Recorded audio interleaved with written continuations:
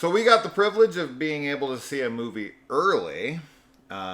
We don't get that very often because Shudder doesn't respond to my countless emails. Yeah. All one of them. One email. They're like, ignore. They actually did write back to me and they said someone would be in touch if they were interested, and I guess they're not interested.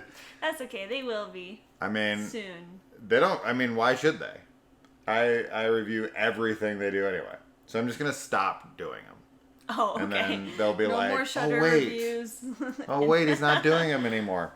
Anyway, so this movie is called Chest. Calm down, boys. Not about titties. This is about a chest that you lock things in. Yeah, a containment chest. A containment chest. Like that. But this was brought to us by this guy I know, Justin, who has a channel called JT's Horror Discussion. I will leave a link to his channel in the description below. So thank you to Justin for getting us this early advanced screener. Thank you. And we've been watching a lot of found footage lately, as you all know. And we have come to the end. We have this one, and I think one other, the Atticus Institute. But unless we're forgetting one, we might. We watched a lot, so I think we've reviewed them all. But let's talk about Chest. So this one, what would be your synopsis for this? I can show you the IMDb one. The IMDb synopsis? The IMDb synopsis. A group of amateur documentary filmmakers That's pretty close. While filming a documentary series about the Appalachian folklore and mythology, a crew of amateur filmmakers uncover the legend of a mysterious box hidden away away deep in a wilderness. I don't know why I was trying to read in before deep there. That was weird. Away deep in a wilderness area known as Jeffrey's Hell in the Appalachian Mountains of East Tennessee. As the mystery unfolds, they soon discover that some secrets are best locked away and forgotten, based on actual events. Bum, bum, bum. The only thing I know about like actual events from what I read in the IMDb trivia is that this like story about the chest being somewhere out there or whatever is true. Mm-hmm. But I can assure you that, especially how this ends, this is not based on any true events. No. Unless you guys know something I don't. This is not within reality. So yeah, okay. What do you think? I like this movie. I actually was pretty into it. I think that they had a lot of like passion with for the film, and I think it translates in their acting and some really cool little like camera techniques that are used for special effects to simulate certain things, and I was really into that. There's a couple locations too that we both loved, and I definitely they didn't utilize it all. They didn't utilize it when the way we would have, or that we thought they would have, but they were still really cool to see. And I think it added atmosphere. There's definitely some it's this big round building with a stairwell around it. I'm going to assume that they didn't use it because it's like probably dangerous, to get in there. Dangerous. You probably can't go up that stairwell. I'd probably be afraid it's going to break off. That's what I was thinking too. But man, it would have been a great location for the end of your film, kind of like when Heather and Mike find Rustin Parr ruins. Right. The house in the Blair Witch in the end of the movie, where they stumble upon that house, that turret thing, the big circular building with the stairwell going around it. Had the film ended there, like in the dark, and they found it, that would have been such a great location to find in the dark. It kind of reminded me of the building in Rewind that the guys find. That's cylindrical. I don't know what kind of building, but I thought that I also liked the locals that they have. I thought they felt really authentic, and that was super cool. And one of the girls, I don't remember her character's name, but she was like kind of the more, not really skeptical, but like she was. She the one screaming the whole time? She was the one that was like really upset that they didn't have like a location. Yeah. And just was like kind of cursing, and she was like funny because it was just like such a believable reaction to the situation, and I really appreciated her in particular. But yeah, I don't know, I liked it. I thought it was a cool story, and I think they did a good job with everything. So I definitely think Stephanie is going to be somebody who's going to be hit or miss for people. I know, like, the girl who's always screaming and complaining is off-putting to some men. Yeah, I was gonna say, whatever. She made totally valid points the entire time, and she wasn't even. Oh yeah, like, I was on her side most of the time. Yeah, there was like a couple times when she was accused of freaking out when she wasn't even freaking out. No, so. No one else was freaking out, and they should have been. Yes. So she was having the right reaction to something. Yeah. You know, something happens, and you're sitting there like, okay. And she points it out too, and that's what's good about her character is she points out both possibilities of what that means, and it's both the logical conclusions that you would come to in that situation. And then they're like, okay, you're freaking out, and I'm sitting back going, no, she's pointing out a very valid observation that you guys are ignoring because you want to be willfully dense to the situation so that you can proceed. Right. So yeah, I find her character good. I just know there are, and women too, but let's be honest, it's going to be mostly men who are just, they don't like what they consider to be hysterical women. But then again, you shouldn't be watching horror. No. If you don't want to have women who are freaking out about things, right? So that'd be kind of stupid. Overall, I did like it. I think that I could see it kind of losing its audience a little bit in the middle, but not too much. Overall, I did find the film to be pretty engaging and interesting, and I thought the characters were good. Now, this is an amateur film, and it has a very low budget, so you have to expect and accept certain shortcomings, whether it be amateur acting, which varies in range, I feel. Some people are better than others.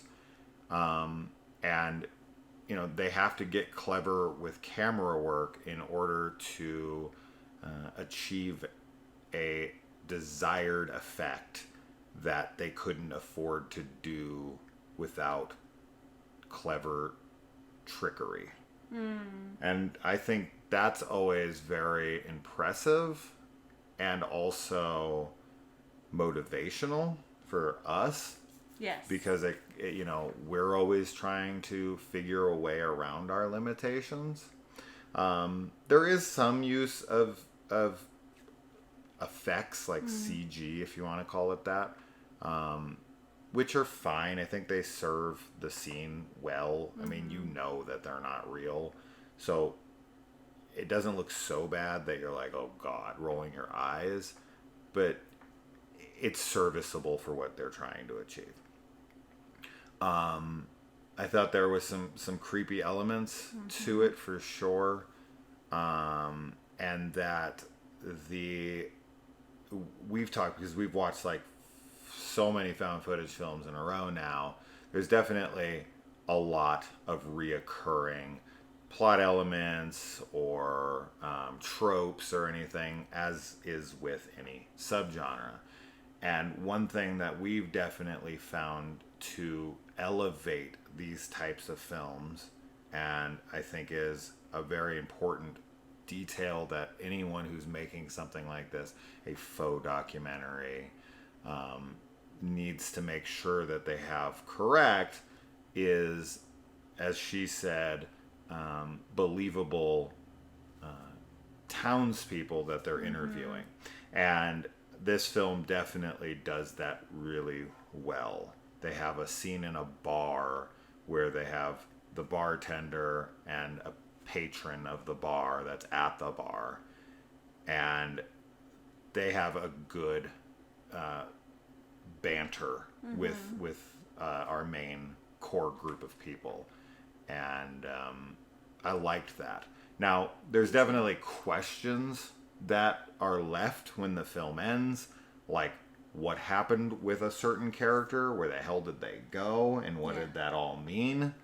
I'm not really honestly sure. There's some predictability to the film for sure, in some foreshadowing moments that if you've seen a movie, you're going to be able to guess. But it plays fine with how the film is trying to tie everything up and wrap it around to certain things.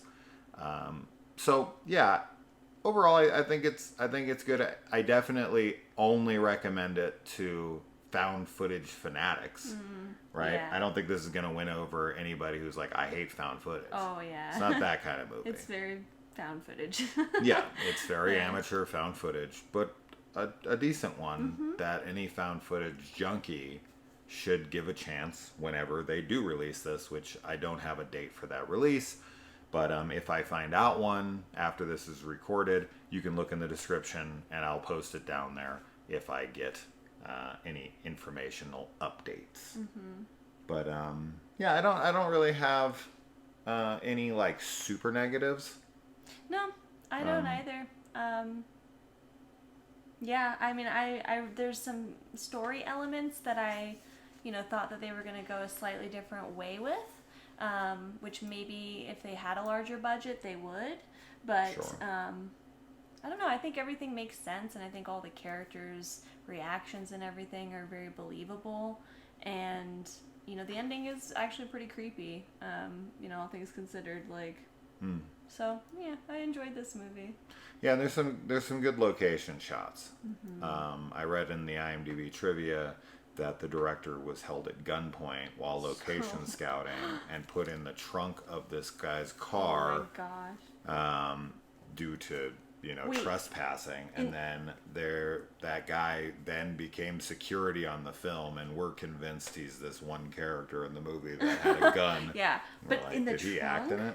In the trunk of his car? I didn't realize it was in the trunk. What did it say? I thought that's what it said. I don't know. That's what I was said? asking you. I thought it was just in the Trivia. car, like in the truck. Despite having a contract, the director was held at gunpoint and forced into a trunk. That's so Did crazy. you just like skip over that part? I thought it said into a trunk. No, a truck. Oh, a truck. A truck. That's what I was thinking. You know why? It's because this movie is about a trunk. It's a chest trunk. I was like, getting into a trunk is so much They scarier. were talking about a freaking trunk in this movie, like the chest. Yeah. And I was just reading, and wow, even as I read it again, because I'd convinced my brain. Yeah, That's incredible how your brain can do that. So, a truck is still pretty scary to be forced into. Forced into a truck. Yeah. Oh, man. He should have, just make it trunk. That's way, way scarier. I was just trying to make it scarier by a landowner while certain locations. Yeah. So, but still scary. Pretty regardless. Creepy. Yes. I don't know how to read, clearly. That's terrifying. Yeah, that's the scariest part. But yeah, check it out if and when it ever comes out. I'm assuming it'll come out soon. So, yes. Let us know if you watch it. And also, thank you. Thank you. But also now I'm starting this. I told you I would do it, but please subscribe and like and share the video if you enjoyed it. We're trying to build the channel more, so whatever you can do to contribute helps. And if you don't like it and you hate us, then bleep off and die. Bleep off and die. No.